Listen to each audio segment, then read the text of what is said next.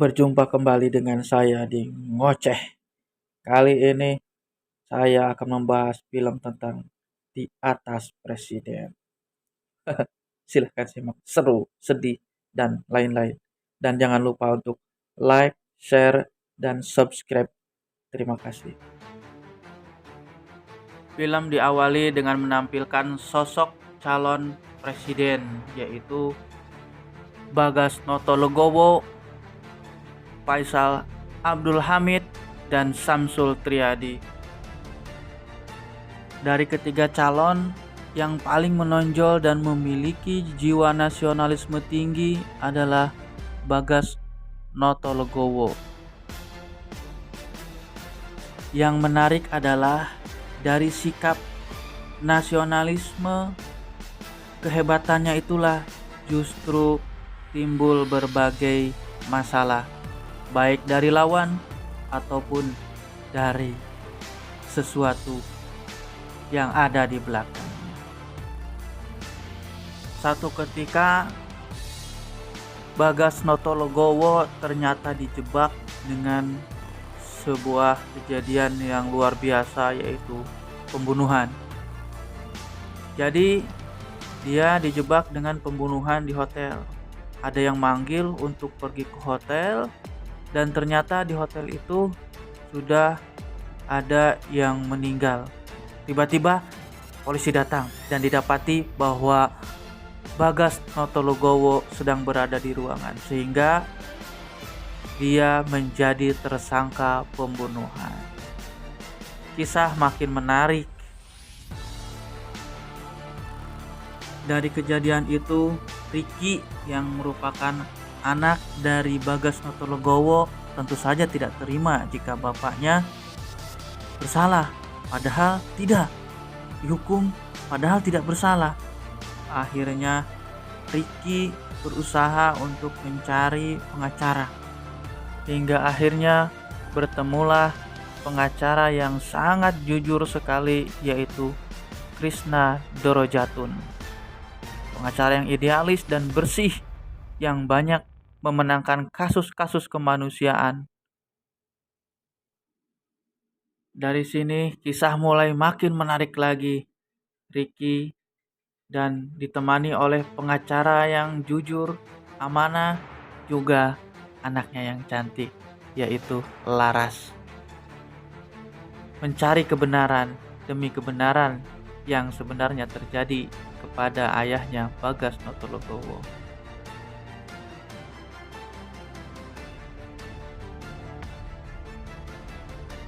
Dari pihak kepolisian ternyata ada polisi yang sangat baik. Ini diperankan dengan baik sekali oleh seorang perempuan, yaitu Ibtu Astri. Dia adalah sosok polisi yang amanah, yang tetap berjiwa nasionalisme tinggi.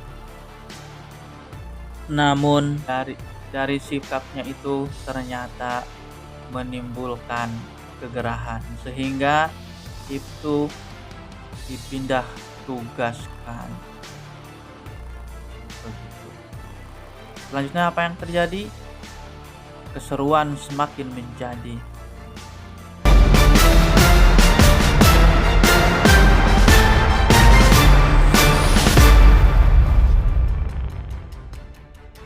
Ricky dan Laras yang berusaha mencari fakta di balik kejadian-kejadian yang ada ternyata menimbulkan masalah-masalah baru yang semakin memanas, baik itu di penjara ataupun di kantor-kantor kepolisian, bahkan di kantor-kantor para penjahat. Ini sangat makin menegangkan.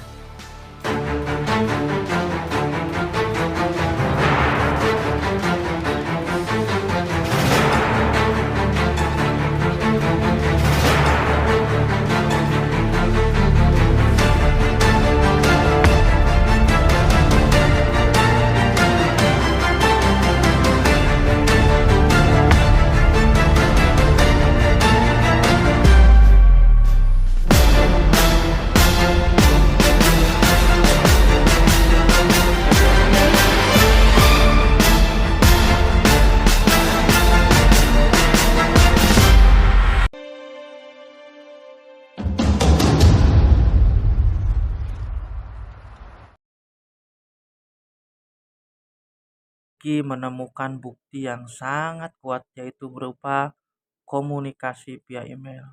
Dan bukti itu dibawa kepada sang pengacara, ditunjukkan, ini loh buktinya. Hal ini diketahui dengan segera oleh penjahat, sehingga pengacara dan Ricky dalam keadaan sangat berbahaya.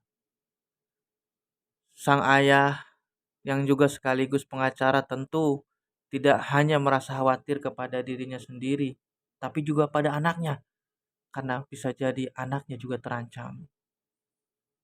Laras.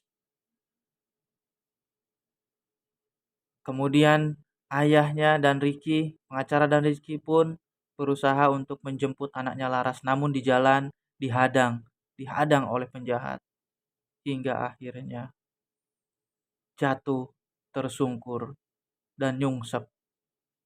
Setelah itu apa yang terjadi?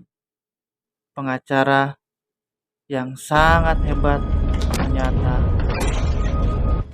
tembak.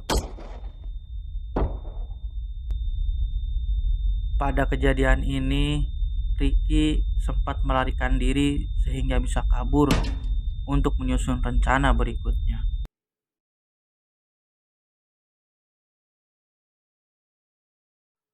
Mendengar ayahnya meninggal, tentu Laras tidak terima. Demi menolong satu orang, ayahnya terpaksa harus meninggal. Dia marah sama Ricky. Namun, di antara marahnya Laras kepada Ricky dan juga menyadari kalau ayahnya tidak bisa kembali lagi, Laras meminta satu hal pada Ricky. Jangan pernah menyerah. Jangan pernah berhenti untuk mengusut kasus ini. Sudah banyak hal yang kita hilang, yang tidak bisa kembali. Jangan menyerah sampai di sini. Akhirnya mereka menyusun rencana untuk menyelesaikan semua permasalahan ini, yaitu dengan media. Mereka akan berbicara di media hingga akhirnya mereka akan tampil di televisi dan berbicara fakta yang ada.